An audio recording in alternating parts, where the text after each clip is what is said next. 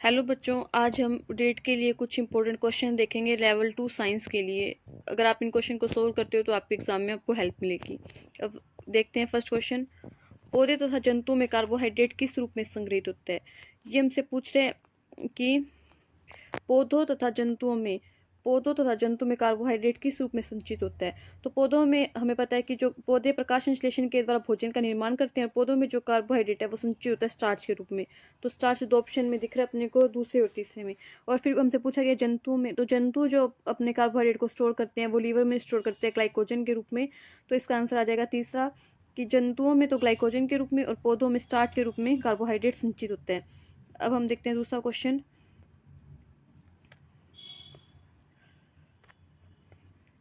कच्चे खाद्य में उपस्थित स्टार्च का परीक्षण किस प्रकार कर सकते हैं? हमसे पूछा है कि हमें स्टार्च का परीक्षण करना है, कच्चे खाद्य पदार्थों में उपस्थित स्टार्च का परीक्षण। ये हम किस प्रकार करेंगे? तनु आयोडीन विलयन से, HCl विलयन से, NaOH विलयन से या उपरोक्त सभी। तो इसका आंसर जाएगा तनु आयोडीन विलयन से। आयोडीन विलयन की जो अपने स्टार्च के साथ रिएक्शन करवाएंगे तो इससे अपने को ब्लू कलर मिलेगा। तो इससे हमें पता चल जाएगा कि जो खाद्य पदार्थ है उसमें आयोडीन है। जैसे हम इसकी क्रिया कर सकते हैं, जो आलू होता है, अगर आलू में क्या होता है, स्टार्च होता है, अगर हम उसको आयोडीन के साथ में रिएक्शन करवाएंगे तो उसमें कौन सा कलर आएगा? ब्लू कलर आएगा। तो हमें पता चल जाएगा कि जो खाद्य पदार्थ है उसमें स्टार्च उपस्थित है। तो इसके लिए हम कौन सा परीक्षण करते हैं? स्टार्च का परीक्षण करते, आयोडीन का परीक्षण करते हैं स्टार्च के लिए। ठीक है, फिर उसके बाद में हम नेक्स्ट क्वेश्चन देखते हैं। लंबे समय तक उपवास के समय सर्वप्रथम होता है। अगर हमने उपवास का मतलब आ जाएगा हमने फास्ट रख रखा है, तो सबसे पहले उसमें क्या होगा? पहले वसा प्रयोग होती है, उसके बाद लीवर एवं मांसपेशियों से कार्बोहाइड्रेट व अंत में प्रोटीन। इसमें बोला है कि पहले तो वसा प्रयोग में आएगी, उसके बाद में कार्बोहाइड्रेट आएगी, उसके बाद में प्रोटीन। फिर अगर आगे हम सेकंड क्वेश्चन देखें तो उसमें बोल रहा है सेकंड ऑप्शन देखें कि पहले तो क्या आएगी? कार्बोहाइड्रेट प्रयोग में आएगी, पहले कार्बोहाइड्रेट और उसके बाद में पहले कार्बोहाइड्रेट, उसके बाद में वसा और अंत में प्रोटीन। तो ये ऑप्शन क्या लग रहा है? हमें सही लग रहा है, क्योंकि पहले हम अगर उपयोग में करेंगे वो कार्बोहाइड्रेट करेंगे। कार्बोहाइड्रेट को क्या बोला जाता है? हम बोल सकते हैं कि तुरंत ऊर्जा का स्रोत बोला जाता है, इंस्टेंट सोर्स ऑफ एनर्जी बोला जाता है। हम उसके बाद में पहले हम अपने शरीर में जो कार्बोहाइड्रेट संचित कर रखे उसका प्रयोग करेंगे, उसके बाद में हम वसा का प्रयोग करेंगे, उसके बाद में हम प्रोटीन का उपयोग करेंगे। तो ये हमारा ऑप्शन सही रहेगा। अब हम देखते हैं आगे क्वेश्चन। निम्न कथनों पर विचार कीजिए। इसमें हमें देखना है कि कौन कौन से जो कथन दिए हुए हैं वो सही है या गलत है। तो सबसे पहले दिया वसाएं कार्बनिक विलायकों में घुलनशील होती हैं। वसाएं कार्बनिक विलायकों में घुलनशील होती है, ठीक है। फिर सेकंड ऑप्शन, वसाएं केवल जंतुओं से प्राप्त होती है। अब इसने यहाँ पे क्या बोल दिया? केवल जंतु से प्राप्त होती है, तो ये गलत हो जाएगा, क्योंकि हम देखते हैं पादप, पादपों से हमें क्या मिलते हैं? बहुत सारे ऐसे पादप होते हैं जिनसे हमें क्या मिलता है? तेल मिलता है। जैसे हम सरसों मान लें, मूंगफली मान लें, जो तेल होता है वो एक प्रकार की वसा ही होती है। तो वसा केवल जंतु से प्राप्त होती है, यहाँ पे ये ऑप्शन गलत हो गया, केवल जंतु से प्राप्त नहीं होती। और कार्बनिक विलायकों में घुलनशील होती है, ये ऑप्शन सही है, ये गलत हो गया। आहार में उच्च मात्रा में संतृप्त वसा की उपस्थिति से हृदयाघात हो सकता है।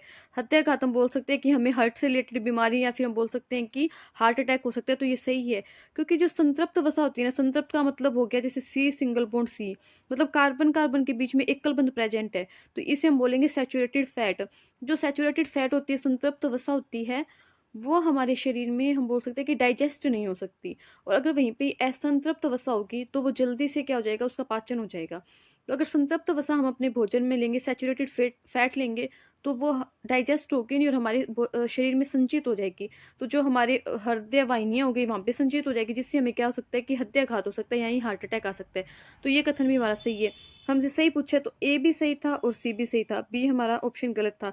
तो ए और सी में ऑप्शन फोर्थ में दिखा है, तो इसका आंसर हम क्या लगाएंगे? ऑप्शन नंबर फोर्थ हमारा सही है। उसके आगे देखें हम, इसमें क्या दिया गया है कि इसमें सारणी 1 और सारणी 2 को सुमिलित कीजिए एवं सारणी के नीचे दिए गए कूटों की सहायता से सही विकल्प का चयन कीजिए। यहाँ पे अपने को क्या दे रखे? विटामिन के नाम दे रखे हैं, यहाँ पे इनके रासायनिक नाम। तो ये इंपॉर्टेंट क्वेश्चन है, ये बहुत बार पूछा जाता है। विटामिन B1 का रासायनिक नाम क्या होगा? विटामिन B1 का रासायनिक नाम होगा थायमिन।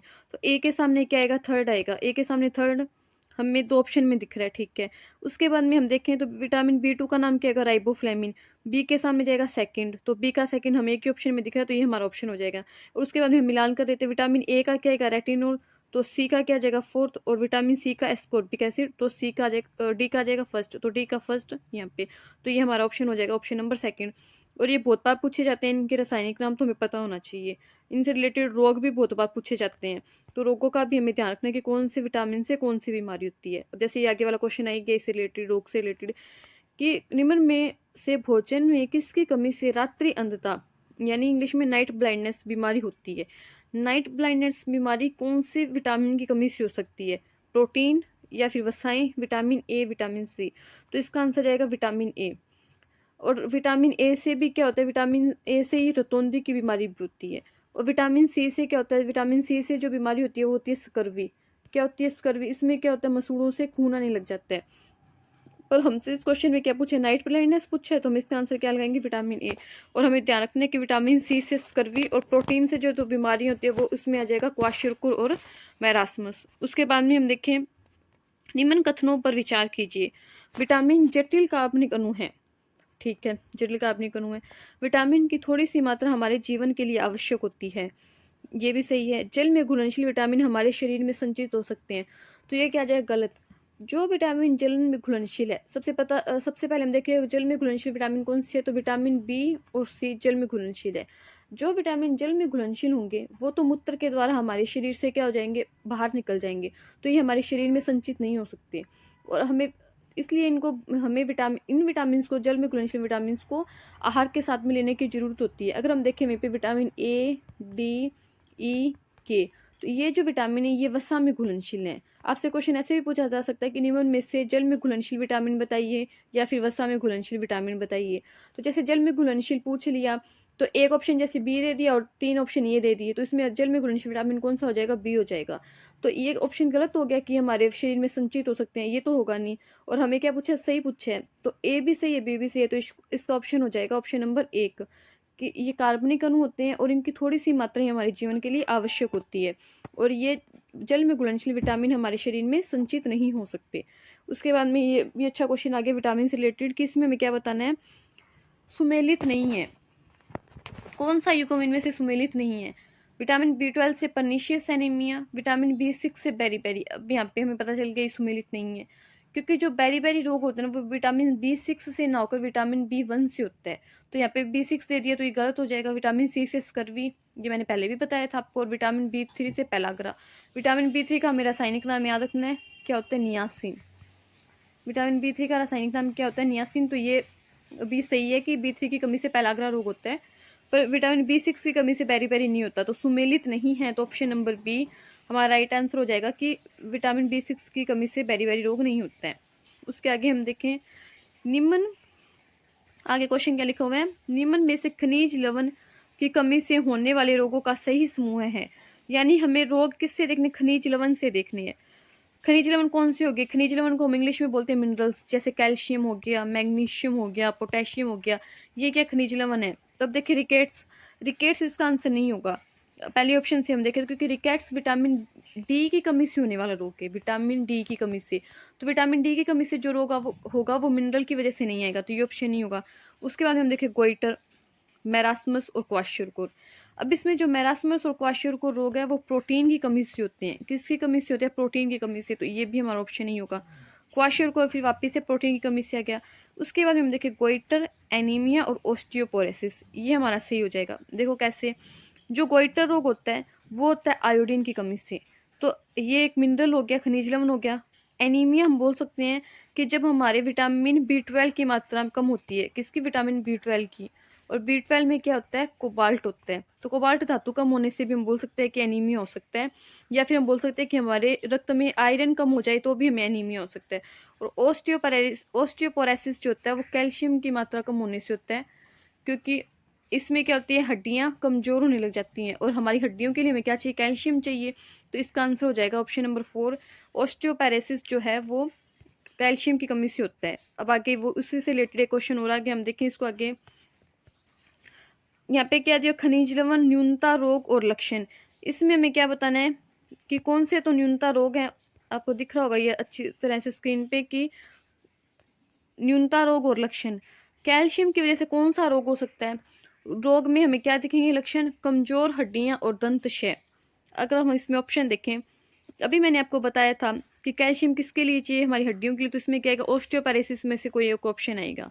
उसके बाद में गोइटर, अभी मैंने आपको बताया था गोइटर किससे होता है, आयोडीन की कमी से होता है। तो ऑप्शन नंबर ये सेकंड जो है हमारा ऑप्शन नंबर सही हो जाएगा। यहाँ पे तो क्या आएगा, आयोडीन आएगा, और यहाँ पे क्या आएगा, ऑस्टियोपोरोसिस आएगा, रोग का नाम। तो इससे हमें पता चल गया कि ऑप्शन नंबर सेकंड हमारा सही है। जो ऊपर हमने क्वेश्चन सोल्व किया था उसी से रिलेटेड हम बोल सकते हैं कि ये क्वेश्चन है। अब आगे कथन और कारण से रिलेटेड क्वेश्चन आया है। पहला कथन क्या है, संतुलित आहार में हमें स्वस्थ रखता है। ठीक है, हमें पता है संतुलित आहार हमें स्वस्थ रखेगा। उसके बाद में कारण सेकंड क्या है, संतुलित आहार में भोजन के सभी घटक से अनुपात में होते हैं। ये भी सही है। संतुलित आहार हमें स्वस्थ क्यों रखता है, क्यों का रीजन मिल रहा है ना हमें यहाँ पे, क्योंकि उसमें जो सभी घटक होते हैं हमारे आहार में जो हमें चाहिए वो सही अनुपात में होते हैं, इसलिए वो हमें स्वस्थ रखता है। तो यहाँ पे इसका जो हम बोल सकते हैं कारण जो है वो सही व्याख्या कर रहे हैं यहाँ पे। तो इसका ऑप्शन क्या आएगा, ए और आर दोनों सही हैं और आर ए की सही व्याख्या करते हैं। ऑप्शन नंबर 3 हम बोलेंगे कि यहाँ पे इसका सही आंसर है, क्योंकि हमें कारण यहाँ पे सही दिया हुआ है। अब ये क्वेश्चन तो सेम वही आ गया। अब इसके आगे हम देखते हैं, ये भी स्वस्थ आहार से रिलेटेड ही क्वेश्चन है कि इसमें क्या बोला गया है, कौन सा कथन स्वस्थ आहार के लिए सही है। अब सबसे पहले देखो आहार में क्या होता है।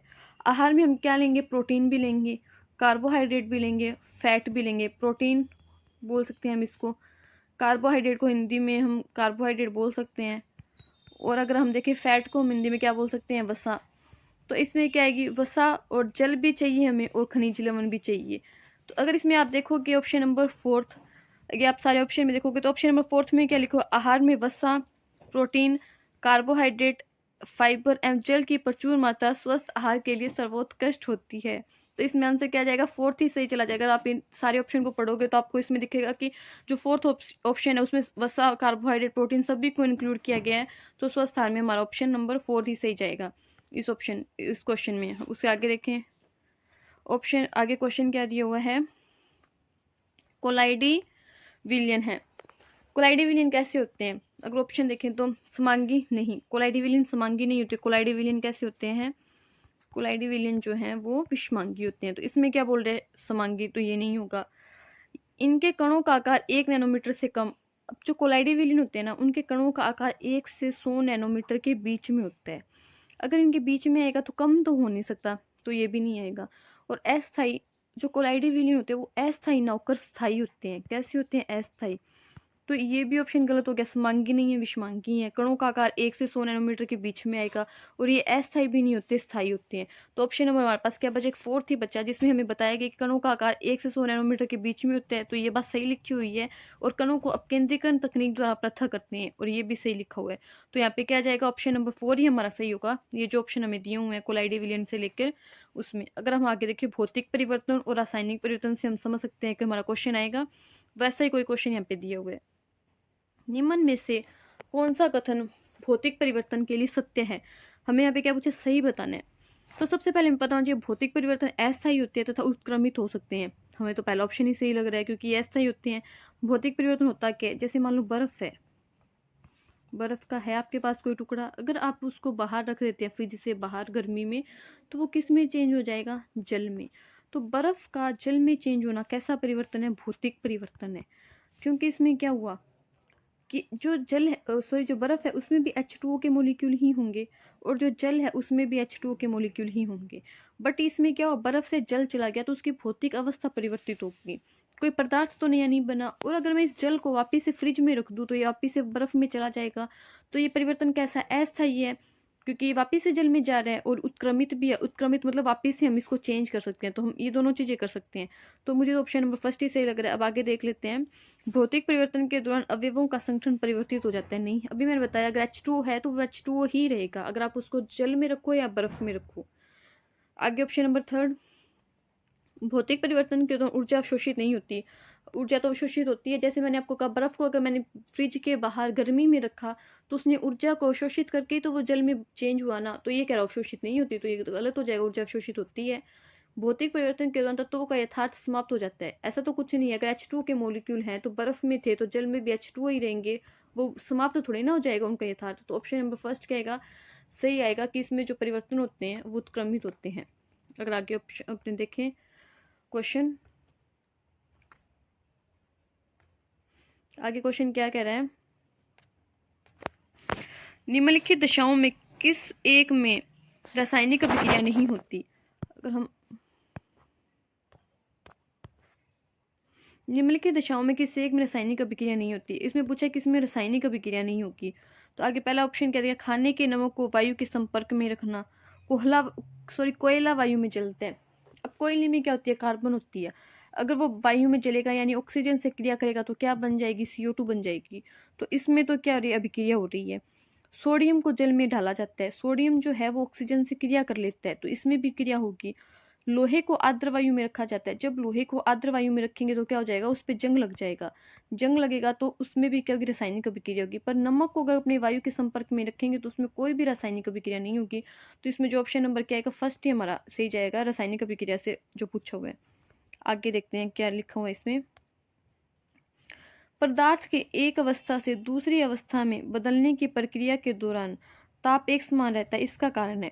एक अवस्था से दूसरी अवस्था में कैसे, पहले तो ये समझो, मान लो बर्फ है, बर्फ से किस में गया, जल में गया। तो पहले बर्फ अवस्था थी वो कैसी थी, ठोस थी, ठोस से वो अगर जल में गया तो अवस्था कैसी होगी, द्रव होगी। तो अवस्था परिवर्तन हुई, इस अवस्था परिवर्तन के दौरान जो ऊष्मा होती है ना, उसे हम गुप्त ऊष्मा कहते हैं, इंग्लिश में इसे बोले लैटेंट हीट, और इसे प्रसुप्त अवस्था भी कह सकते हैं अपने, ये दोनों एक ही नाम है। तो इसका ऑप्शन नंबर क्या जाएगा, थर्ड। अवस्था परिवर्तन के दौरान जो ऊष्मा का हम बोलते हैं एक्सचेंज होता है, वो कौन सा होता है, गुप्त ऊष्मा होती है।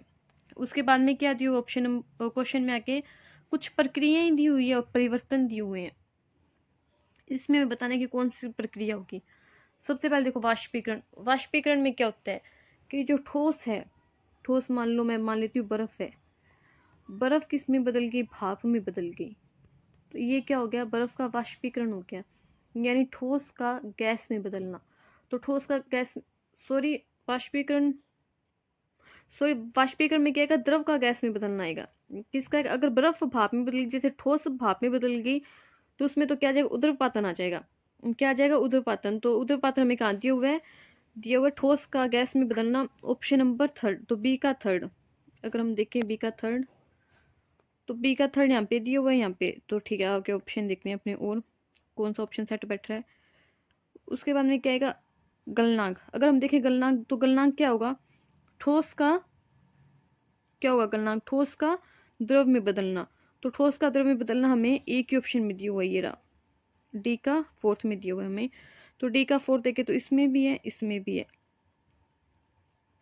लेकिन इसमें क्या है, बी का थर्ड नहीं है, तो इसका ऑप्शन हम जाएगा फर्स्ट। कैसे, देखो वाष्पीकरण में क्या आ जाएगा, द्रव का गैस में बदलना, तो वाष्पन में यही होता है। बी का आ जाएगा थर्ड, ठोस का, इसमें द्रव अवस्था नहीं है, सीधा ठोस का गैस में बदलना। सी का हिमांक में क्या आ जाएगा, सी का आ जाएगा फिफ्थ, द्रव का ठोस में बदलना। और गलनांक में क्या आ जाएगा, द्रव का गलनांक में क्या आ जाएगा, ठोस का द्रव में बदलना। तो ऑप्शन नंबर हो जाएगा। आगे देखें, निम्नलिखित में से कौन सा समांगी मिश्रण है। तो पहले पता होना चाहिए समांगी और विषमांगी होते हैं। समांगी मिश्रण वो मिश्रण होता है जिसमें हम अवयवों को पृथक नहीं कर सकते, अवयवों को पृथक नहीं कर सकते। और विषमांगी मिश्रण जो होता है वो होता है कि जिसमें अपने क्या कर सकते हैं, अवयवों को पृथक कर सकते हैं।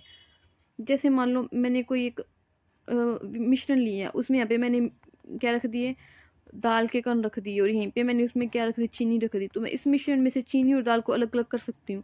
तो ये तो क्या विषमांगी मिश्रण है। वही मैंने क्या लिया, मान लो एक दूध लिया गिलास में और उसमें मैंने पानी डाल दिया, तो क्या मैं उसको अलग कर सकती हूँ, नहीं कर सकती। तो ये कैसा मिश्रण है, समांगी। तो ऐसे एग्जाम्पल हमें यहाँ पे ढूंढना है।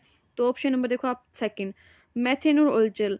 जल में मान लो अपने अल्कोहल को डाल दिया, तुम्हें पता चलेगा कहाँ पे जल है कहाँ पे अल्कोहल, नहीं पता चलेगा। तो ये किसका एग्जाम्पल है, समांगी मिश्रण का एग्जाम्पल है। तो इसका आ जाएगा ऑप्शन नंबर सेकंड।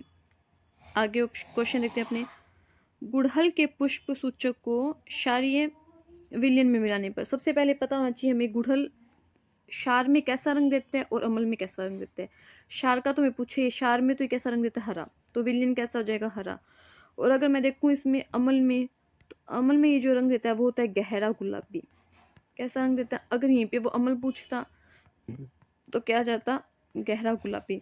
तो यहाँ पे उसने क्षार पूछा है तो हम इसका आंसर देंगे हरा विलीन हो जाता है। वहीं हमें देखें जो लिटमस पत्र होता है वो क्या करता है, लिटमस पत्र में जो अम्ल होता है, हमें एक ट्रिक याद रखनी है, अनीला। क्या रखनी है, अनीला। अम्ल जो है वो नीले लिटमस पत्र को किस में चेंज कर देगा, लाल में। और क्षार इसका उल्टा करता है। क्षार क्या करता है, लाल लिटमस पत्र को नीले में चेंज कर देता है। पर यहाँ पे हमें गुड़हल का पूछा हुआ है, तो गुड़हल का हमें पता चल गया कि विलयन में कैसा रंग आएगा, हरा रंग आएगा। उसके आगे देखो, ये क्वेश्चन अच्छा है, इसको देखो ध्यान से, दिख रहा होगा आपको क्वेश्चन। क्वेश्चन में एक अध्यापक ने विद्यार्थियों को 2 प्रश्नावलियां दी, कोई 2 विद्यार्थियों ने 2 प्रश्नावलियां दी है, 2 टेस्ट ट्यूब दी है, जिसमें क्रमशः जल, इसमें तो मान लो क्या जल है इस प्रश्नावली में, और दूसरे में सोडियम हाइड्रोक्साइड। सोडियम हाइड्रोक्साइड का फॉर्मूला हम लिखे तो क्या होता है NaOH, तो इसमें उसने क्या डाल दिया, NaOH सोडियम हाइड्रोक्साइड डाल दिया। फिर उसके बाद में उन्होंने विद्यार्थियों को कहा कि तुम मुझे पहचान करके बताओ कि कौन सी प्रश्नावली में सोडियम हाइड्रोक्साइड है। तो इसकी पहचान कैसे करेगा, हमें पता होना चाहिए सोडियम हाइड्रोक्साइड जो होता है वो नेचर में कैसा होता है, क्षार होता है। कैसा होता है उसका नेचर, क्षार होता है।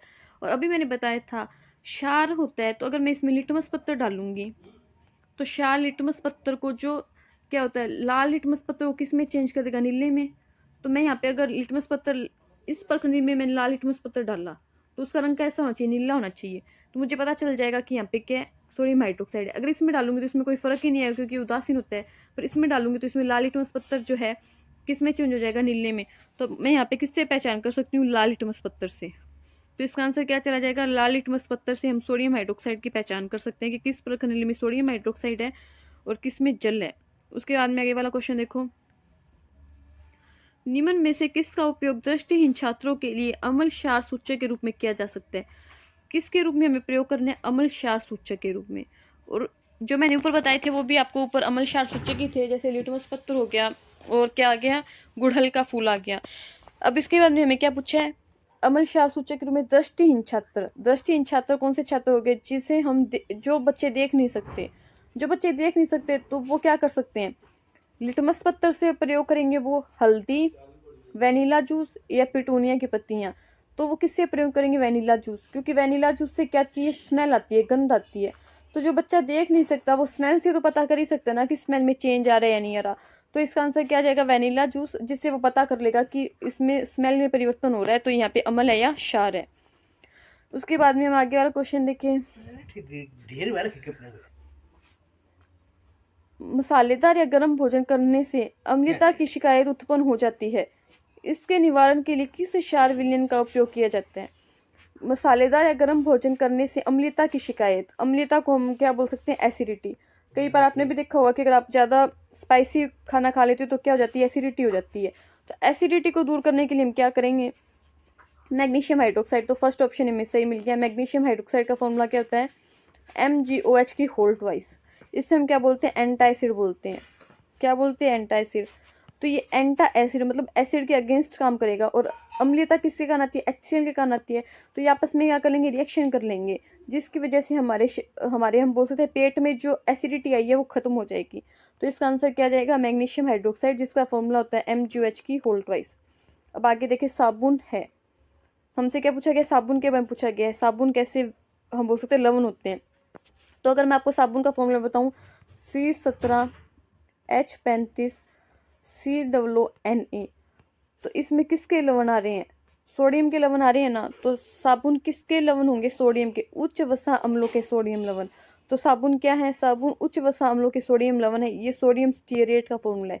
किसका फॉर्मूला है, सोडियम स्टीयरेट का फॉर्मूला है ये, जिसमें सोडियम लवणों के क्या है, ये साबुन बने हुए हैं उच्च वसा अम्लों के सोडियम लवण। ये सोडियम स्टीयरेट का फॉर्मूला है। तो हम इसका आंसर क्या लगाएंगे, ऑप्शन नंबर 3 कि सोडियम स्टीयरेट हम इसका ऑप्शन बोल सकते हैं एक उदाहरण के रूप में।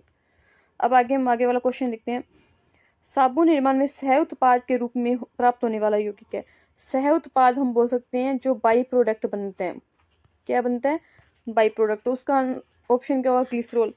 ग्लिसरॉल की स्ट्रक्चर कैसी होती है, CH2OH CH और एक यहाँ पे CH2OH और आ जाएगा।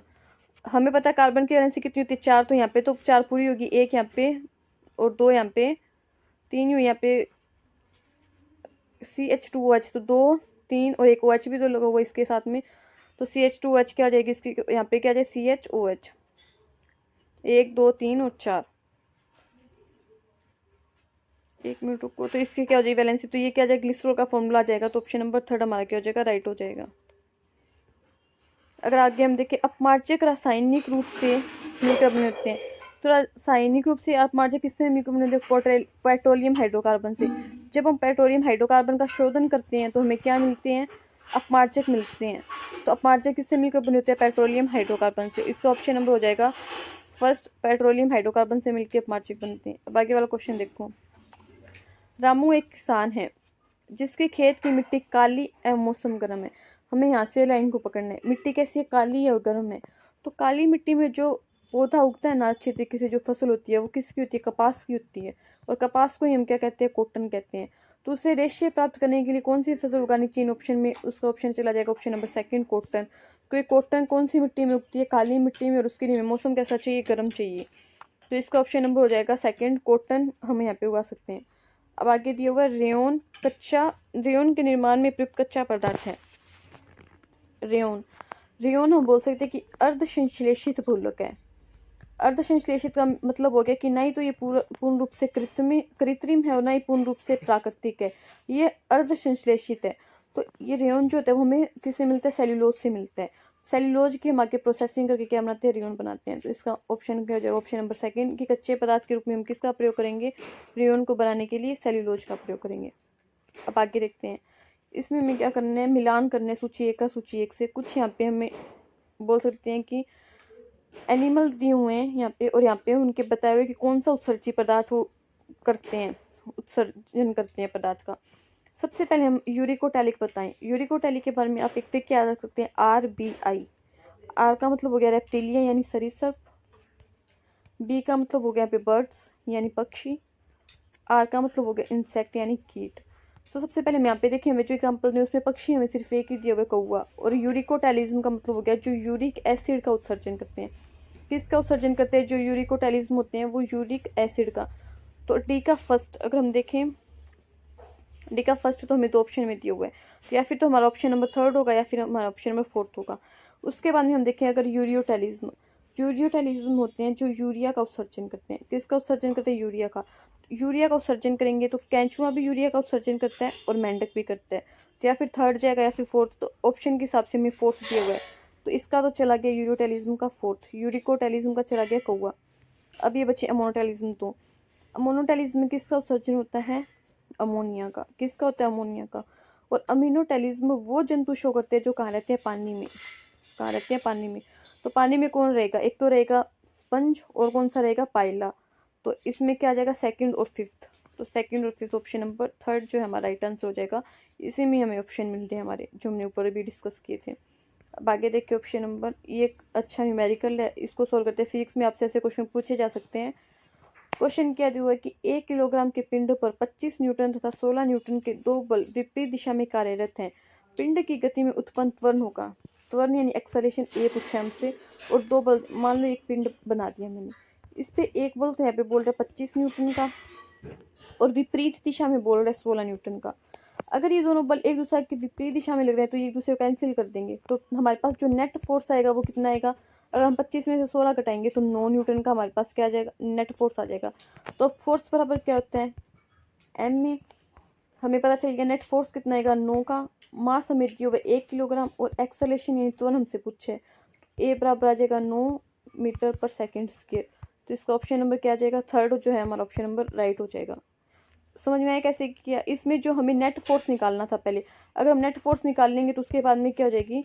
उसके बाद में हमें सिर्फ जो फॉर्मूला है उसमें मान ही रखना है, फिर मान रख के हम अपने उत्तर निकाल सकते हैं।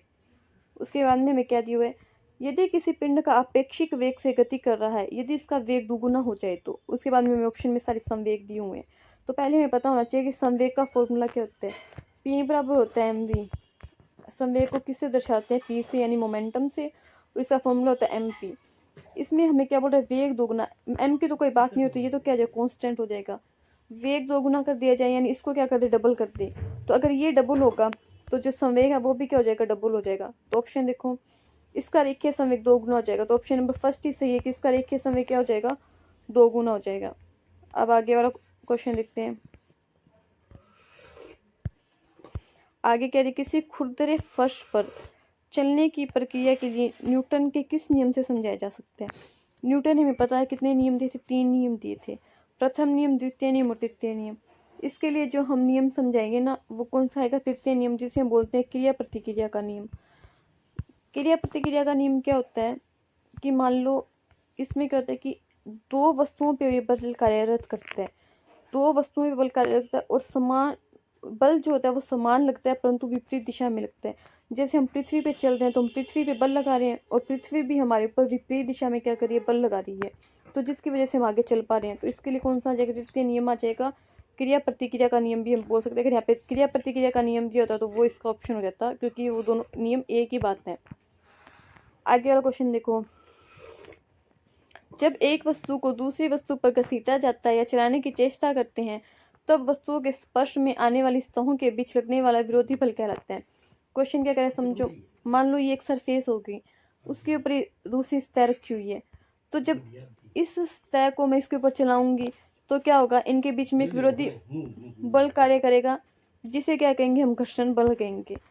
इस लगने वाले बल को क्या कहा जाता है, घर्षण बल कहा जाता है। आगे भी देखो, अब इससे पूछा घर्षण बल किसके कारण लगता है।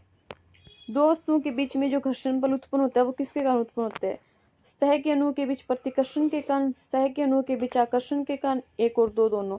तो इसका ऑप्शन हो जाएगा थर्ड ही हो जाएगा, एक और दो दोनों, क्योंकि जो घर्षण बल होता है वो सतह के बीच लगने वाले आकर्षण और प्रतिकर्षण दोनों के कारण लग सकता है। तो उसका ऑप्शन हो जाएगा एक और दो दोनों। उसके बाद में क्वेश्चन देखो, निम्न कथनों में से कौन सा कथन सत्य नहीं है। क्या पूछे हमसे, सत्य नहीं है पूछे, तो हमें बताना है स्थैतिक घर्षण सीमांत घर्षण से कम हो सकता है। अब स्थैतिक घर्षण क्या होता है और सीमांत घर्षण क्या होता है समझो।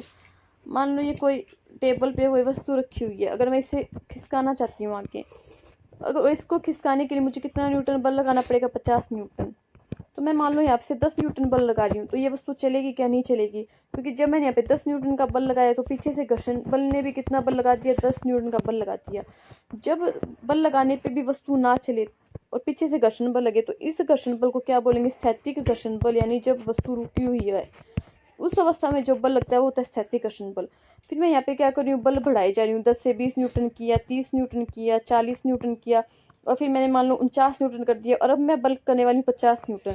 तो जैसे ही मैं 50 न्यूटन बल यहाँ पे करूंगी तो ये वस्तु चल जाएगी, क्योंकि इसको चलाने के लिए मुझे कितना बल चाहिए, 50 न्यूटन।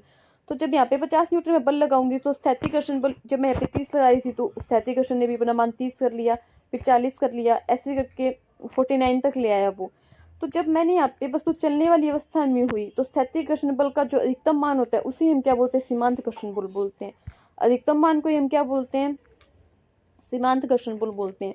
तो अब जो स्थैतिक घर्षण होगा या फिर तो वह सीमांत घर्षण के बराबर होगा या फिर उससे कम होगा, उससे ज़्यादा नहीं हो सकता। तो ये कम भी हो सकता है पर बराबर भी हो सकता है, पर उससे अधिक नहीं हो सकता। तो इसमें हमसे क्या पूछ, सत्य नहीं है, तो सत्य नहीं, तो ऑप्शन नंबर थर्ड आ जाएगा हमारा, सत्य नहीं है। अब नेक्स्ट क्वेश्चन देखें, नई कोशिकाओं का निर्माण पूर्ववर्ती कोशिकाओं से होता है, यह कथन किसका है। नई कोशिकाओं का निर्माण पूर्ववर्ती कोशिकाओं से होता है, यह कथन किसका है, यह कथन रुडोल्फ विर्चो का। किसका है, रुडोल्फ विर्चो का। उन्होंने कहा था ओमिनस सेल्यूला, ओमिनस सेल्यूला ई सेल्यूला, उन्होंने अपनी लैंग्वेज में कहा था ओमिनस सेल्यूला ई सेल्यूला। अगर इसका हम हिंदी में रूपांतरण देखें तो इसका हिंदी में रूपांतरण यही आएगा, नई कोशिकाओं का निर्माण पूर्ववर्ती कोशिकाओं से होता है। ये कथन किसने दिया था, रुडोल्फ विर्चो ने दिया था। अब आगे वाला क्वेश्चन देखते हैं, निम्नलिखित में से कौन सा कोशिका का ऊर्जा ग्रह कहलाता है। ऊर्जा ग्रह यानी पावर हाउस बोल सकते हैं हम इसको, क्या बोल सकते हैं, power house of the cell. Protein, mitochondria, lysosome और केंद्रक द्रव्य। तो इसका आंसर क्या चला जाएगा, माइटोकॉन्ड्रिया, क्योंकि माइटोकॉन्ड्रिया में क्या बनती है, एटीपी बनती है, और एटीपी को हम क्या बोलते हैं, एनर्जी करेंसी ऑफ सेल कहते हैं, एनर्जी करेंसी ऑफ सेल कहते हैं। तो इसलिए क्या आ जाएगा, इसका आंसर हो जाएगा माइटोकॉन्ड्रिया। आगे हम, तो इसका आंसर क्या हो जाएगा, माइटोकॉन्ड्रिया, क्योंकि इसे क्या बोलते हैं, एनर्जी करेंसी ऑफ सेल कहते हैं। अगर आगे हम देखें, यदि किसी कोशिका में राइबोसोम को समाप्त कर दे तो क्या होगा। किसको समाप्त किया हमने, राइबोसोम को। तो हमें पहले पता तो होना चाहिए ना कि राइबोसोम फंक्शन क्या करता है, तभी तो हम बताएंगे कि उसके समाप्त करने से इफेक्ट क्या पड़ेगा। तो राइबोसोम जो होता है वो प्रोटीन निर्माण में हेल्प करता है, किसमें, प्रोटीन निर्माण में। और अगर मैंने राइबोसोम को समाप्त कर दिया तो मेरा प्रोटीन निर्माण क्या हो जाएगा, रुक जाएगा। तो ऑप्शन नंबर क्या हो जाएगा, फोर्थ। श्वसन में कौन सहायता करता है, माइटोकॉन्ड्रिया, हमें पता होना चाहिए। प्रकाश संश्लेषण में कौन सहायता करता है? क्लोरोप्लास्ट, क्योंकि प्रकाश संश्लेषण की क्रिया क्लोरोप्लास्ट में होती है। और वसा संग्रह के लिए हम बोल सकते हैं कि हमारे शरीर में एक ऊतक होता है जिसका नाम है एडिपोज ऊतक, जो क्या करता है? वसा संग्रहण में सहायता करता है। तो प्रोटीन बना रुक जाएगा, इसका ऑप्शन नंबर हो जाएगा 4th। नेक्स्ट क्वेश्चन देखते हैं हम। द्विनामकरण का अर्थ है पादप का नाम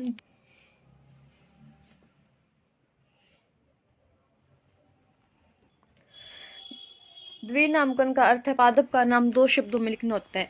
तो इसमें हमें क्या बोल रहा है कि हमें जो नाम लिखने की जो द्विनाम पत्ती दी गई थी, और ये द्विनाम पत्ती किसने दी थी? ये द्विनाम पत्ती दी थी कैरोलस लिनियस ने। किसने दी थी? कैरोलस लिनियस ने। तो जो द्विनाम पत्ती में हम नाम लिखते हैं किसी भी पादप का, तो उस पादप का नाम कैसे लिखा जाता है? तो उस पादप का नाम लिखा जाता है वंश और जाति के क्रम में। सबसे पहले जो नाम आएगा वो आएगा वंश का, और उसके बाद में जो आएगा वो आएगा जाति का। कैसे? हम एक एग्जांपल से समझे, तो जैसे मैंने नाम लिखा मैंजीफेरा इंडिका। क्या नाम लिखा? Mangifera indica. मैंजीफेरा इंडिका जो है वो हमने जो नाम लिखा, ये आम का वैज्ञानिक नाम है। किसका नाम है? आम का वैज्ञानिक नाम। तो इसमें जो मैंने पहले मैंजीफेरा लिखा है ये तो है वंश, और ये जो उसके बाद में मैंने इंडिका लिखा है ये है जाति। तो जब हम किसी भी पादप का नाम लिखते हैं द्विनाम पत्ती में, तो उसमें जो नाम लिखा जाता है वो वंश और जाति के क्रम में लिखा जाता है। पहले जो नाम आएगा वो आएगा वंश, और दूसरे बाद में जो बाद में उसके नाम आएगा वंश के वो आएगा जाति। जैसे मैंने बोला पैवो क्रिस्टेस में जो पैवो है वो तो है वंश, और क्रिस्टेस जो मैं आगे लिखूंगी वो क्या है? जाति। और पैवो क्रिस्टेस जो है वो मोर का वैज्ञानिक नाम है। तो इसमें हमें ध्यान रखना है कि पहले वंश आएगा और उसके बाद में जाति आएगी द्विनाम पत्ती में, जो कैरोलस लिनियस ने बताई थी। उसके बाद में नेक्स्ट क्वेश्चन देखते हैं। नेक्स्ट क्वेश्चन क्या है कि हमारे पास में होलोजोइक प्रकार का शोषण किस प्रकार के हम बोल सकते हैं जंतु में पाया जाता है, या कौन से वर्ग में पाया जाता है? होलोजोइक जो पाया जाता है वो पाया जाता है प्रोटोजोआ तथा जंतु में। अब सबसे पहले समझो होलोजोइक होता है क्या है। होलोजोइक का मतलब होता है कि इसमें जो जंतु होते हैं वो क्या करते हैं? भोजन को ग्रहण करेंगे। भोजन का क्या करेंगे? अंतर ग्रहण करेंगे, और फिर अपने आहार नाल में भोजन का पाचन करेंगे। तो इस प्रकार का जो हम बोल सकते हैं कि पोषण है वो जंतु में मिलेगा और प्रोटोजोआ में मिलेगा। और जो अगर हम इसको एग्जांपल देखें, तो जैसे इसमें एक एग्जांपल दिया हुआ कवक में होलोजोइक प्रकार का पोषण नहीं पाया जाता। इसमें जो पोषण पाया जाएगा वो पाया जाएगा मृतोपजीवी, जिसको इंग्लिश में अपने सेप्रोफाइटिक बोल सकते हैं। मृतोपजीवी में क्या होता है कि इसमें जो कवक होते हैं वो पहले बाहरी भोजन पे एंजाइम को स्रावित करेंगे, उसको पचाएंगे, और फिर उसके बाद में अपने शरीर में उसका अवशोषण कर लेंगे। तो उसे हम बोलते हैं मृतोपजीवी प्रकार का पोषण। तो ये तो हमारा ऑप्शन होगा नहीं कवक वाला, तो ये क्या होगा? इसका आंसर होगा प्रोटोजोआ तथा जंतुओं में होलोजोइक प्रकार का पोषण पाया जाता है। उसके बाद में हम आगे वाला क्वेश्चन देखिए। निम्न में से किस शैवाल से हमें एगार प्राप्त होता है? एगार क्या है? एक हम बोल सकते जिलेटिन है। एगार के एक जिलेटिन है, ये हमें प्राप्त होता है लाल शैवाल से। किससे प्राप्त होता है? लाल शैवाल से। लाल शैवाल जो है उसका एग्जाम्पल आ जाएगा जिलेडियम और ग्रेसिलेरिया। तो यहाँ पे जिलेडियम दिया हुआ है तो हम इसका ऑप्शन लगा देंगे जिलेडियम। एगार का उपयोग हम आइसक्रीम बनाने में करते हैं। किस में करते हैं? इंपॉर्टेंट क्वेश्चन है, पूछा जा सकता है। एगार का उपयोग हम आइसक्रीम बनाने में करते हैं। तो ये किस शैवाल से प्राप्त होता है? तो हमें याद रखना है लाल शैवाल से प्राप्त होता है। और लाल शैवाल में भी 2 एग्जाम्पल याद रखने हैं, जिलेडियम और ग्रेसिलेरिया। और इसके एग्जाम्पल आ जाएगा यहाँ पे जिलेडियम दिया हुआ है और यहाँ पे ग्लेसिलेरिया भी दिया होता है, तो हम कह देते हैं एवेब है दोनों। जैसे एग्जाम ऑप्शन के अकॉर्डिंग हम देखें तो यहाँ पे हमारा जो एग्जाम ऑप्शन होगा वो होगा जिलेडियम। उसके बाद में ये डायग्राम आपको दिख रहा होगा आपकी स्क्रीन पे, छोटा कर देती हूँ मैं इसको। ये दिख रहा होगा आपको स्क्रीन पे। इसमें क्या किया हुआ है कि हमें ना ये उत्सर्जन तंत्र का चित्र दिया हुआ है। अब इसमें हमें नाम बताना है। तो सबसे पहले देखो यहाँ पे ये जो सेकंड पेज दिया हुआ है ये क्या है? धमनी आ जाएगी। क्यों इसको मैंने धमनी क्यों बोला? क्योंकि ये जो रक्त को है दोनों किडनियों में लेके जा रही है, यहाँ पे भी जा रही है और यहाँ पे भी। तो ये दोनों रक्त को किडनी में लेके जा रही है, तो ये क्या आ जाएगी? धमनी। धमनी के बाद में फर्स्ट पे हमें ये किडनी पे निशान लगा के दिया, तो इसे हम हिंदी में बोल देंगे वृक्क। इसे क्या बोल देंगे? वृक्क। और ये उसके बाद यहाँ पे लिखो फोर्थ पे क्या आ जाएगा? ये जो मूत्र वाहिनियां। अब सबसे पहले देखो थर्ड क्या आ जाएगा? थर्ड आ जाएगा मूत्र वाहिनी। मूत्र वाहिनियां किडनी से जिस हम बोलते हैं स्थान से निकलती है उस स्थान को हम बोलते हैं क्या? पेल्विस। इंग्लिश में पेल्विस बोलते हैं, हिंदी में बोल देंगे इसे श्रोणी। तो फोर्थ क्या आ जाएगा? श्रोणी आ जाएगा। उसके बाद में क्या आ जाएगा? वृक्क से निकल के हमने मूत्रवाहिनी कर दिया, फिर श्रोणी कर दिया। अब जो मूत्रवाहिनी है मूत्र को एकत्रित करती है वो किस में करती है? मूत्राशय में। तो ये क्या हो जाएगा? यहाँ पे लिख देती हूँ मैं, ये आ जाएगा मूत्राशय। और उसके बाद में यहाँ से मूत्र मार्ग से हम क्या कर देते हैं, फिफ्थ आ जाएगा मूत्र मार्ग, जहाँ से मूत्र को उत्सर्जित कर देते हैं। तो सबसे पहले हमें देखो फर्स्ट पे क्या आएगा, वृक्क आएगा, क्योंकि फर्स्ट नीचे लिखा हुआ तो इन सभी में वृक्क दिया हुआ है। उसके बाद में सेकंड पे क्या आएगा, महाधमनी, उदरीय महाधमनी, तो इसमें श्रोणि आ गया। अब ये तो ऑप्शन होगा नहीं सेकंड तो। और फिर थर्ड पे क्या आ जाएगा, मूत्रवाहिनी, यहाँ पे मूत्राशय दिए, यहाँ पे मूत्र मार्ग दिया है, यहाँ पे भी मूत्र मार्ग दिया, तो हमारा ऑप्शन हो जाएगा फोर्थ। इसमें आपको कंफ्यूजन हो सकती है क्योंकि इसमें फर्स्ट सेकंड जो लिखे हुए हैं ना ऑप्शन, वो नाम जो करण किया हुआ है इसमें वो ऊपर नीचे किया हुआ है, तो इसलिए आपको ध्यान रखना है कि इसको ध्यान से ऑप्शन को मैच ध्यान से करना है। अगर आप ध्यान से करोगे तो आपका ऑप्शन जो है वो गलत नहीं होगा। उसके बाद में हम आगे वाला क्वेश्चन देखते हैं। ये कुछ क्वेश्चन है वो फिजिक्स के आगे, फिजिक्स भी पूछी जाती है हमारे एग्जाम में और ये इंपॉर्टेंट है हमारे लिए। विस्थापन एवं बल का गुणनफल व्यक्त करते हैं। संवेग, आवेग, बल या कार्य। विस्थापन को मैं एस से दर्शा देती हूँ और बल को मैं दर्शा देती हूँ एफ से। तो इनका गुणनफल जो हमें पता है, बल गुना विस्थापन क्या होता है, कार्य। अगर ये फॉर्मूला हमें पता होगा तो ये क्वेश्चन हम आसान से कर लेंगे कि बल गुना विस्थापन क्या होता है, कार्य होता है। इसके अलावा अगर मैं ऑप्शन में देखूँ संवेग, तो संवेग का सूत्र आएगा v बराबर mv, ये नहीं होगा। और आवेग क्या होता है, संवेग में जो परिवर्तन होता है ना उसे ही हम आवेग बोलते हैं, तो ये भी हमारा ऑप्शन नहीं होगा। देन बल, तो एफ बराबर क्या होता है ma, तो इसमें हम बोल सकते द्रव्यमान और त्वरण का गुणनफल हो रहा है। और हमें बोला कि ऑप्शन में विस्थापन एंड बल का गुणनफल, तो हमारा ऑप्शन नंबर क्या आ जाएगा, फोर्थ आ जाएगा। विस्थापन और बल के गुणनफल को हम कार्य कहते हैं। उसके बाद में देखो आगे वाला क्वेश्चन क्या बोल रहा है, निम्न में से कौन सी ऊर्जा यांत्रिक ऊर्जा का प्रारूप नहीं है। यांत्रिक ऊर्जा को यहाँ पे क्या बोला हुआ है, यांत्रिक ऊर्जा। तो हमें ध्यान रखना है यांत्रिक ऊर्जा बराबर क्या होता है, गतिज ऊर्जा प्लस स्थितिज ऊर्जा। यांत्रिक ऊर्जा बराबर क्या होता है, गतिज ऊर्जा प्लस स्थितिज ऊर्जा। तो अब इसमें क्या बोला हुआ है, प्रश्न प्रकार नहीं है, मतलब गति यांत्रिक ऊर्जा को मिला के हम क्या नहीं बोल सकते, स्थितिज ऊर्जा बोल सकते हैं, गतिज ऊर्जा बोल सकते हैं, बट हम नाभिकीय ऊर्जा नहीं बोलेंगे। तो हमसे इसमें पूछा है कि प्रकार नहीं है, तो नहीं है में हमारा ऑप्शन क्या जाएगा, नाभिकीय ऊर्जा जाएगा, क्योंकि ये यांत्रिक ऊर्जा का प्रकार नहीं है। अब आगे वाला हम क्वेश्चन देखें, जब कोई पिंड स्वतंत्रता पूर्वक पृथ्वी की सतह पर गिरता है तो। इसमें क्या बोला कि कोई पिंड है जिसे हम क्या करने हैं, पृथ्वी की सतह पर स्वतंत्रता पूर्वक गिरा रहे हैं। अगर इसको हम यहाँ पे पृथ्वी की सतह पर स्वतंत्रता पूर्वक गिराएंगे, तो मान लो इस पिंड की ऊंचाई यहाँ से h है, यहाँ पे जो भी वस्तु होगी उसके पास यहाँ पे स्थिति ऊर्जा होगी, उसको लिख सकते हैं हम mgh में।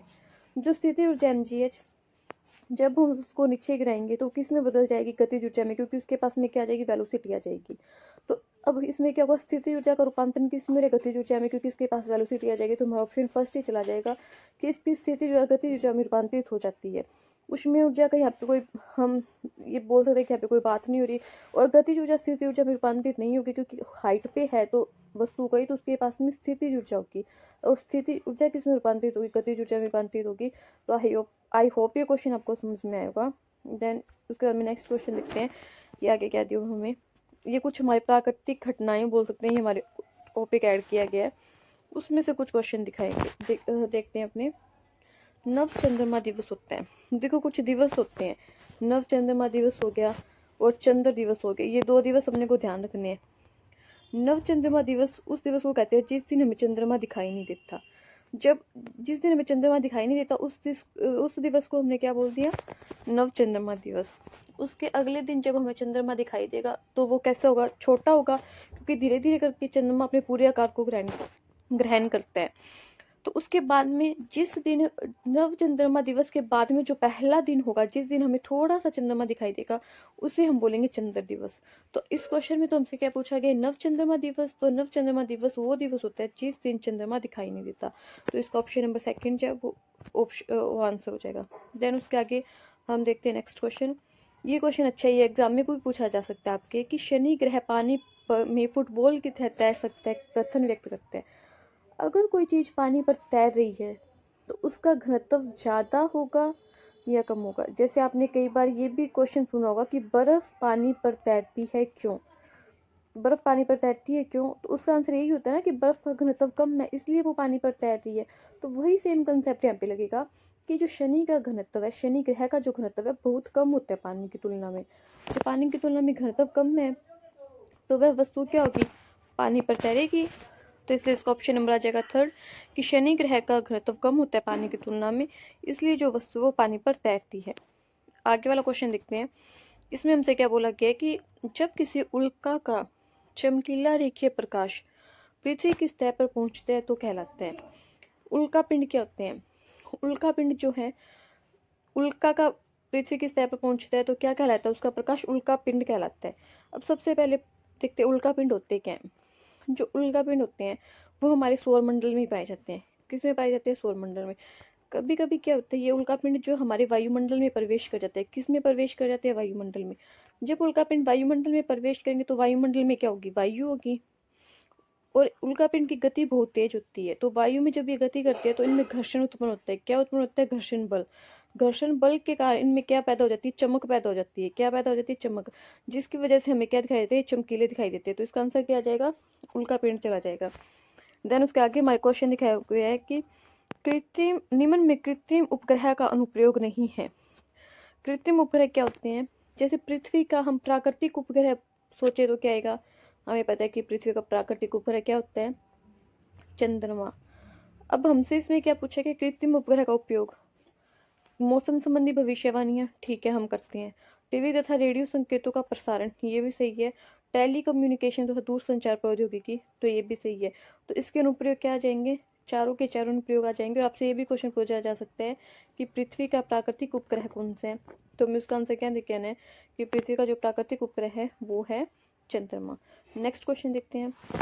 ऊंचे पर्वतों पर पाई जाने वाली चीड़, चीड़ को अपने पाइनस भी बोल सकते हैं। पाइनस का पेड़ जो जिम्नोस्पर्म में आता है। चीड़, देवदार और फर जैसे पेड़ पाए जाते हैं। आपने क्रिसमस ट्री देखा क्या? कुछ इस टाइप का होता है, शंकु के आकार का, उसमें ऐसे लीव्स सी लगी रहती है और ये क्रिसमस ट्री होता है। तो क्रिसमस ट्री भी इन्हीं श्रेणी का पौधा है। तो ये शंकुधारी वन जो होते हैं, क्योंकि हम बोल सकते हैं इनका आकार भी शंकु जैसा ही है, इसीलिए इनको हम बोल सकते हैं शंकुधारी सदा हरित वन कहते हैं। तो ये जो चीड़ के पेड़ होके, या फिर जिसको पाइनस बोल रहे हैं अपने, या फिर जो देवदार होके, ये जो पेड़ हैं, इनका जो वन पाया जाएगा उनको हम क्या बोलेंगे? शंकुधारी वन बोलेंगे। उसके आगे नेक्स्ट क्वेश्चन क्या दे रखा है?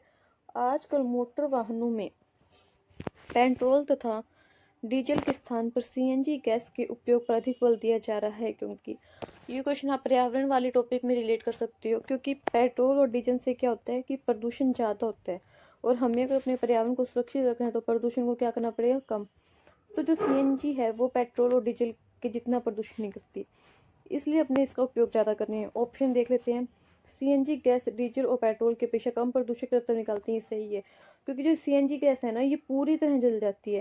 पेट्रोल तथा डीजल की तुलना में ये ज़्यादा जो हम बोल सकते हैं इसका दहन जो होता है वो आसानी से होता है, तो ये पूरी तरह जल जाती है। तो CO2 और H2 बना देती है, जिससे क्या होता है कि प्रदूषण नहीं होता। ठीक है। सीएनजी गैस पेट्रोल और डीजल से शक्तिशाली ईंधन है। यही तो मैंने बताया कि इसका जलना क्या होता है? आसान होता है इन दोनों की तुलना में। तो इसलिए ऑप्शन क्या जाएगा? थर्ड जाएगा। कि आजकल मोटर वाहनों में किन का उपयोग किया जाता है? सीएनजी का उपयोग किया जाता है, जिसका कारण यही है। और सीएनजी की आप फुल फॉर्म भी ध्यान में रख सकते हो, कंप्रेस्ड नेचुरल गैस। अगर हिंदी में बोले तो क्या आएगा? संपीड़ित प्राकृतिक गैस। सीएनजी की फुल फॉर्म क्या आ जाएगी? संपीड़ित प्राकृतिक गैस, कंप्रेस्ड नेचुरल गैस। चलो नेक्स्ट क्वेश्चन देखते हैं। आजकल मोटर वाहनों में पेट्रोल के स्थान पर प्रयुक्त किए जाने वाला गैसोहोल है। तो इसमें आजकल जो हम पेट्रोल के स्थान पर प्रयुक्त कर रहे हैं वो कर रहे हैं एथेनॉल युक्त पेट्रोल। हमें ध्यान रखना है, मेथेनॉल जो होता है ना, ये बहुत घातक विष होता है। इसे पीने से व्यक्ति की मृत्यु भी हो जाती है। तो हम कौन सा पेट्रोल यूज़ करेंगे? एथेनॉल युक्त पेट्रोल यूज़ करेंगे, जिससे कि क्या हो? वायुमंडल में प्रदूषण कम हो। ये जो कुछ क्वेश्चन चल रहे हैं आपके पर्यावरण वाले टॉपिक से चल रहे हैं, ये इंपॉर्टेंट क्वेश्चन है। भूमि के असावधानीपूर्ण प्रयोग से कौन कौन सी गंभीर समस्याएं पैदा हो सकती है? मृदा अपरदन, हाँ हो सकता है कि अगर अपने सिंचाई सही तरीके से नहीं कर रहे हैं तो उसे मृदा अपरदन हो सकता है। अगर पेड़ों को काट रहे हैं तो उसे मरुस्थलीकरण हो सकता है। तो ये दोनों ही जो है समस्याएं पैदा हो सकती है कि अगर अपने भूमि का सावधानीपूर्वक उपयोग ना करें तो। नेक्स्ट क्वेश्चन देखते हैं। ये बोल सकते हैं हम कथन वाला क्वेश्चन है। कौन सा कथन सही है? मृदा निर्माण को पेडोजेनेसिस कहते हैं। तो सही लिखा हुआ है कि मृदा निर्माण को पेडोजेनेसिस कहते हैं। ये क्वेश्चन आपसे ऐसे भी पूछा जा सकता है कि मृदा निर्माण कहलाता है पेडोजेनेसिस, या फिर कुछ और ऑप्शन दे देंगे। तो हमें ध्यान रखना है कि मृदा निर्माण को क्या कहा जाता है? पेडोजेनेसिस कहा जाता है। उसके बाद में ऑप्शन नंबर बी देखिए, कथन बी देखिए, बलुई मृदा में उगने वाली वनस्पतियाँ लिथोफाइट्स कहलाती हैं। तो ये गलत है। ये लिथोफाइट्स जो बलुई मृदा में उगती हैं उनको नहीं कहते हैं, लिथोफाइट्स कहते हैं हम जो चट्टानों पर उगती हैं। किस पे उगती हैं? जो चट्टानों पर उगती है। तो ये ऑप्शन गलत हो गया और ये सही है। तो इसमें क्या पूछा कौन सा सही है? तो ओनली ए, केवल ए ऑप्शन जो है वो हमारा सही है कि मृदा निर्माण की प्रक्रिया को पीडोजेनेसिस कहा जाता है। अब कुछ क्वेश्चन हमारे पेडागोजी के आगे, साइंस पेडागोजी के जो हमारे सिलेबस में है, क्योंकि पूछी जाती है। 20 क्वेश्चन आपके साइंस के आएंगे, 10 क्वेश्चन आपके इसके ही आएंगे साइंस पेडागोजी के, तो ये इंपॉर्टेंट है। इनके भी कुछ क्वेश्चन देख लेते हैं। विज्ञान शिक्षण के संदर्भ में निम्नलिखित में से किससे उपचारात्मक शिक्षण की आवश्यकता है? इसमें क्या पूछा है कि उपचारात्मक शिक्षण की आवश्यकता है। उपचारात्मक शिक्षण क्या होता है? मान लो किसी बच्चे को कोई समस्या है, तो पहले तो उस समस्या का क्या किया जाएगा? निदान किया जाएगा। क्या किया जाएगा? निदान। निदान का मतलब होता है कि समस्या का पता लगाना कि बच्चे को समस्या है क्या। इसका एक एग्जाम्पल आप देख सकते हो कि जब आपको कोई बीमारी हो जाती है तो आप डॉक्टर के पास जाते हो। तो डॉक्टर के पास जाते हो तो सबसे पहले वो क्या करता है? आपका निदान करते हैं, डायग्नोस करते हैं कि आपको बीमारी है क्या। उसके लिए वो आपका ब्लड टेस्ट करवा लेगा या फिर यूरिन टेस्ट करवा लेगा। तो उससे पहले पता चलेगा कि बीमारी है क्या, वो पहले डायग्नोस करते हैं। जब उसे पता चल गया कि मान लो आपको बीमारी क्या है, कि मान लो ब्लड टेस्ट करवाए उसमें ग्लूकोज का लेवल ज़्यादा है तो शुगर है, तो फिर वो उपचार किसका करेगा? शुगर का करेगा। तो उसने जो पहले पता लगाया वो क्या था? निदान था। जो ब्लड टेस्ट करवाया, यूरिन टेस्ट करवाया, उसके बाद में जो उसने आपको दवाइयाँ दी, जो ट्रीटमेंट दिया, वो क्या आ जाएगा? उपचार आ जाएगा। तो इस ऐसे ही टीचर को भी क्या करना पड़ता है? अपनी क्लास में बच्चे की जो समस्याएं होती है उनको सुलझाना पड़ता है। उसके लिए टीचर भी क्या करता है कि 2 तरीके अपनाते हैं, निदानात्मक शिक्षण और उपचारात्मक शिक्षण। निदानात्मक शिक्षण में तो क्या करेगा टीचर? पहले बच्चे की समस्या को जानेगा कि बच्चे को प्रॉब्लम है क्या। जब उसे पता चल जाएगा कि बच्चे की ये प्रॉब्लम है, फिर वो उसका उपचार करेगा। समझ में आ रही है बात? तो इसमें हमसे क्या पूछा है? उपचारात्मक शिक्षण की आवश्यकता पूछी है। तो प्रश्न देख लेते हैं। छात्र जो सरलता से विज्ञान के सिद्धांतों को समझ लेता है। अब इसको उपचार की जरूरत है क्या? इसको तो उपचार की जरूरत है ही नहीं, वो तो सरलता से समझ रहे सिद्धांतों को, तो ये ऑप्शन नहीं होगा। उससे अन्य छात्र जो किसी कारण से विज्ञान के प्रयोगों को करने में अक्षम है। ये हो सकता है कि मान लो उसके प्रयोग समझ में ही नहीं आए जब टीचर ने समझाए, या फिर वो सही तरीके से उनको नहीं कर पा रहा, अगर वो करने की कोशिश कर रहे हैं, उसको डर लग रहा है मान लो प्रयोग करने से, कुछ भी रीजन हो सकता है। तो इसमें बच्चे को उपचारात्मक शिक्षण की जरूरत हो सकती है। अब आगे वाली ऑप्शन देख लेते हैं। छात्र जो विज्ञान विषय में खूब रुचि लेते हैं।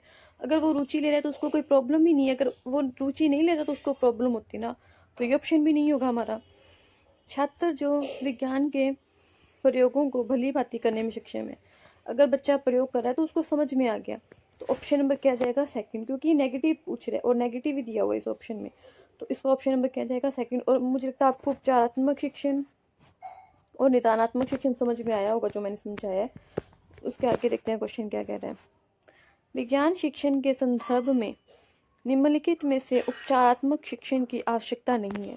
अब इसमें भी क्या पूछा गया? किसको उपचारात्मक शिक्षण की आवश्यकता नहीं है? ऑप्शन पढ़ते हैं। उस छात्र को जो शिक्षक के लैंगिक पूर्वाग्रह के कारण विज्ञान की कक्षा में रुचि नहीं लेती। इसको तो आवश्यकता होगी, पर हमसे क्या पूछे नहीं है, तो ये हमारा उत्तर नहीं होगा। अगर कोई बच्चा रुचि नहीं ले रहा है तो उसको कोई प्रॉब्लम है, अगर प्रॉब्लम है तो हम उसको क्या करेंगे? उपचार करेंगे, तो ये हमारा ऑप्शन नहीं होगा। सेकंड देखते हैं। उस छात्रा को जो विज्ञान की पाठ्य पुस्तकों को पढ़ने में अधिक रुचि नहीं लगती, किंतु इस विषय के सिद्धांत उसे अच्छी तरह याद है एवं उनके प्रयोगों को भली भांति करने में पूरी तरह सक्षम है। पहले तो क्या क्या वो रुचि नहीं लेती, पाठ्य पुस्तकों को पढ़ने में तो रुचि नहीं लेती, पर प्रयोग करने में और सिद्धांतों को समझने में उसकी रुचि है। अगर सिद्धांतों को समझने में रुचि है तो शायद उसको उपचारात्मक शिक्षण की आवश्यकता ना पड़े। आगे वाले ऑप्शन पढ़ते हैं अपने पहले, इसको एक बार देखते हैं कि ये उत्तर होगा या नहीं होगा। उस छात्र को जो ग्रामीण पृष्ठभूमि का होने के कारण सामान्य विज्ञान के सिद्धांतों को भी समझ नहीं पाता है। अगर वो ग्रामीण पृष्ठभूमि का सामान्य ज्ञान को ही नहीं समझ पा रहा है, सामान्य विज्ञान के सिद्धांतों को, तो इसको तो कहीं ना कहीं हमें उपचारात्मक शिक्षण देना पड़ेगा। ठीक है, तो ये तो ऑप्शन नहीं होगा हमारा। उस छात्र को जो अन्य विषयों में अधिक रुचि लेती है इसलिए विज्ञान में कमजोर है। तो अन्य विषयों में रुचि लेती है, विज्ञान में कमजोर है, इसलिए तो ये कोई ऑप्शन हुआ नहीं। तो हमारा ऑप्शन नंबर क्या जाएगा? सेकंड जाएगा, क्योंकि अगर कमजोर है विज्ञान में तो उसको तो चाहिएगी ना उपचारात्मक शिक्षण। तो हमारा, क्योंकि हमें विज्ञान के संदर्भ में देखना चाहिए, वो गणित में सही है तो फिर हमें विज्ञान में भी तो उसको रुचि दिलानी पड़ेगी। गणित में रुचि होने से क्या हो सकता है? विज्ञान में भी तो रुचि होनी चाहिए, क्योंकि हमसे यहाँ पे विज्ञान के संदर्भ में पूछा है। तो इसमें लिए हमारा ऑप्शन क्या जाएगा, क्योंकि इसमें आधी बात नेगेटिव दी हुई है और आधी बात पॉजिटिव दी हुई है। आगे ऑप्शन देखते हैं। उपचारात्मक शिक्षण को सफल बनाने के लिए निम्न में से किसका सहारा लिया जाता है? दृश्य श्रव्य साधनों का, ठीक है। दृश्य में आ गया कोई पिक्चर दिखाती, कोई चार्ट बना के लेके चले गए। श्रव्य में आ गया हमने कोई बच्चों को वीडियो दिखा दी, उनमें बच्चों को सुनने के लिए मिल रहा है, तो दोनों ही साधन आ जाएंगे, दृश्य श्रव्य साधन। शिक्षण विधियों का, नई नई टेक्निक से पढ़ाना, प्रयोगशाला विधि होगी, समस्या समाधान विधि, खोज विधि, अभ्यास कार्य का। तो हम अभ्यास भी देंगे बच्चों को, तो हम सभी इन बोल सकते हैं कि शिक्षण को सफल बनाने के लिए इन सभी साधनों का प्रयोग करेंगे अपनी क्लास में। उसके बाद में हम आगे देखते हैं। उपचारात्मक शिक्षण का आधार निम्नलिखित में से कौन सा है? अब भी ये क्वेश्चन आपको आना चाहिए कि उपचार करने से पहले हम क्या करेंगे, उसका आधार क्या है। जैसे टीचर, अगर हम एग्जाम्पल देखें डॉक्टर का, तो डॉक्टर ने पहले आपको शुगर की दवाई देने से पहले क्या किया था, वो ब्लड टेस्ट किया था। तो ब्लड टेस्ट करना क्या था, डायग्नोस यानी निदान करना, और फिर आपको शुगर की दवाई दी तो वो आपका उपचार हो गया। तो अब यहाँ पे भी अपने उपचार करने से पहले क्या करेंगे, निदानात्मक परीक्षण, बच्चे की समस्या को जानेंगे। तो क्या जाएगा, केवल सी ऑप्शन आ जाएगा। ये आपको क्लियर हुआ होगा, मैंने बहुत अच्छे से समझाया आपको। उपचारात्मक शिक्षण किस प्रकार का कार्य है? यहाँ पे पूछा है कि उपचारात्मक शिक्षण किस प्रकार का कार्य है, तो अनुदेशनात्मक। अनुदेशन में क्या होता है कि बच्चे को मार्गदर्शन दिया जाता है या फिर कोई सलाह दी जाती है, उसको बताया जाता है कि बेटा तुम इस तरीके से काम करो तो तुम सही हो सकते हो। इसमें कोई नकारात्मक पहलू नहीं होता, कोई आदेश नहीं देंगे बच्चे को कि तुम्हें ऐसे ही करना होगा। हम मार्गदर्शन देंगे कि जिससे बच्चा अपने आप को सफल बना पाए।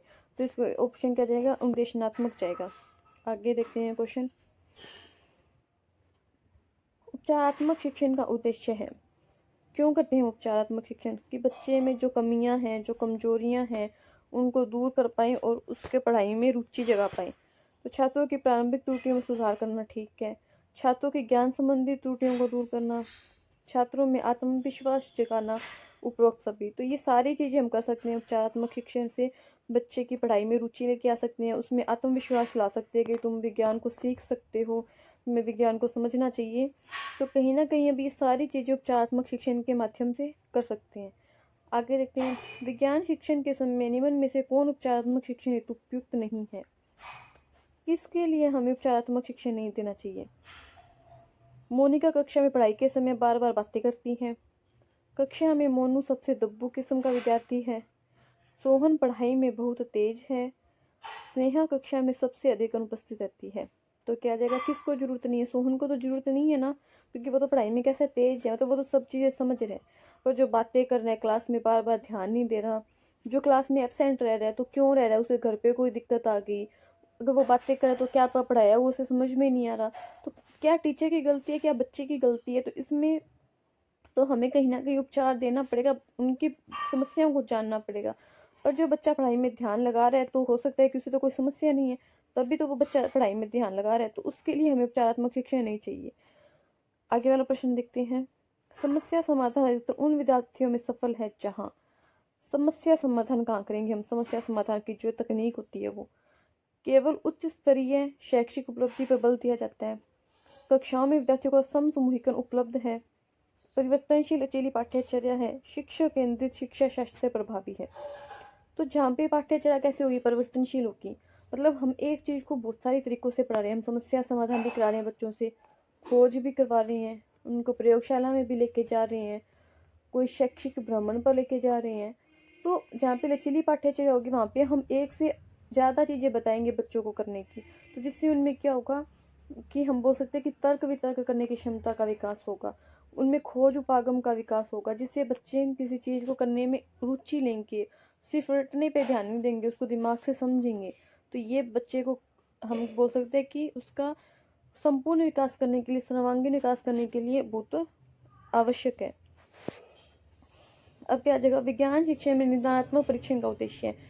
निदान क्यों करते हैं बच्चे का? उपचार करने के लिए। और प्रश्न देख लेते हैं। कमजोरियों को पता लगाना, ये तो हमें पता लगाना कि बच्चा क्यों कमजोर है, ध्यान नहीं दे रहा क्लास में, एब्सेंट क्यों रह रहा है, घर पे कोई दिक्कत चल रही है। कमजोरियों को दूर करना, उपचारात्मक सुझाव देना, उपरोक्त सभी। तो हम निदानात्मक परीक्षण से सारे कार्य कर सकते हैं। तो इसका क्या जाएगा, ऑप्शन नंबर उपरोक्त सभी। उसके बाद में छात्रों को उपचारात्मक शिक्षण प्रदान करने का सबसे सुगम विधि है। उपचारात्मक शिक्षण कैसे प्रदान करेंगे? छात्रों को अधिगम संबंधी दोषों एवं कमजोरियों का निदान करना, छात्रों की व्यक्तिगत विभिन्नताओं के आधार पर उन्हें विभिन्न समूहों में विभाजित करके उनके लिए शिक्षण की व्यवस्था करना, प्रत्येक छात्र के अधिगम संबंधी दोषों को दूर व्यक्तिगत रूप से अध्ययन कर उन्हें दूर करना। तो ऑप्शन नंबर फर्स्ट, इसमें क्या किया कि हम बच्चे को विभाजित कर देंगे। ये 5 बच्चे आएंगे जो क्लास में फर्स्ट सेकंड थर्ड आते हैं, इसमें वो होशियार बच्चे रहेंगे। इसमें 5 बच्चे जो आएंगे वो जो सबसे नालायक है। ऐसे तो बच्चों में हीन भावना आ जाएगी, बच्चे दूर हो जाएंगे। तो इससे अपने कोई नहीं कर सकते, ये सुगम विधि नहीं है। तो इसमें क्या आएगा? ऑप्शन नंबर फर्स्ट जो है हमारा राइट आंसर हो जाएगा कि इसकी सुगम विधि क्या है कि हम बच्चे की कमजोरियों का निदान करें, उनको अलग थलग करके नहीं कि क्लास में बाहर निकाल दिया, सभी बच्चों को इंक्लूड करके चलना है अपने को, तो अपने यही करेंगे। आगे क्वेश्चन देखते हैं, विज्ञान शिक्षण में सर्वाधिक महत्व है ज्ञान के भंडार का, ज्ञान प्राप्ति के मार्ग का। तो सबसे ज्यादा महत्व किसका है? सर्वाधिक उच्च है। महत्व तो भंडार का भी है कि हमारे पास कितना ज्ञान है, पर उससे भी ज्यादा महत्व है कि मार्ग का, कि हम वो ज्ञान प्राप्त किस मार्ग से कर रहे हैं। अगर मान लो हमने कोई ज्ञान रट के प्राप्त किया तो वो स्थायी रहेगा क्या? हमारे दिमाग में नहीं रहेगा। अगर वही ज्ञान हमने प्रयोग से प्राप्त किया है, कोई भ्रमण पर जाके प्राप्त किया है, अवलोकन से प्राप्त किया है, तो वो ज्ञान हमारे दिमाग में लंबे समय तक रहेगा। तो इस समय किसका प्रभाव पड़ रहा है? मार्ग का ज्यादा प्रभाव पड़ रहा है कि ज्ञान तो हमारे पास रट के भी आ सकता है, पर जो ज्ञान हमने प्राप्त किया उसका मार्ग क्या है, वो कितना स्थायी ज्ञान है।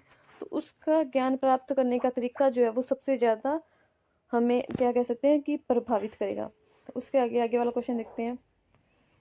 विज्ञान प्रयोग सिद्ध निरीक्षणों की संचयी और अनंत श्रृंखला है जिसका परिणाम अवधारणा और सिद्धांतों का निर्माण है। यह परिभाषा विज्ञान के विषय में क्या प्रदर्शित करती है? क्या उत्पाद है, केवल प्रक्रिया, या फिर दोनों है, या फिर सत्य का ढेर है? अब इसमें ना हमें 2 पॉइंट पकड़ने जिससे हमें पूरा पता चल जाएगा कि ये परिभाषा किसकी है।